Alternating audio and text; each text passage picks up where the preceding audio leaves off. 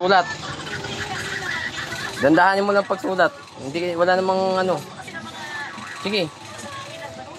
Oh, bakit ganyan yung Y? Nasa taas, dapat nandito sa baba katulad nito. Itama mo yan, ha. Sa baba yan, kailangan sa red lang. Yung letter Y. Ganito, nakaganyan, no, bababa sa red, hindi sa blue, ha. Oh, sige. Mamaya, papasulatin kita uli ng isang papel dito, yung wala nang kopyahan. Kaya kabisaduhin mo yung sunod-sunod, ano eh. Mamaya nga. Sige, tapusin mo muna yan. Punuin mo yan. Kaya ba tinawag sa teacher mo kapon? Ano?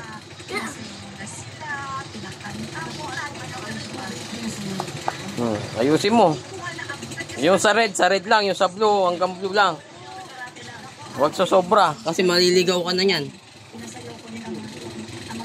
Sige, punuin mo yan, ha.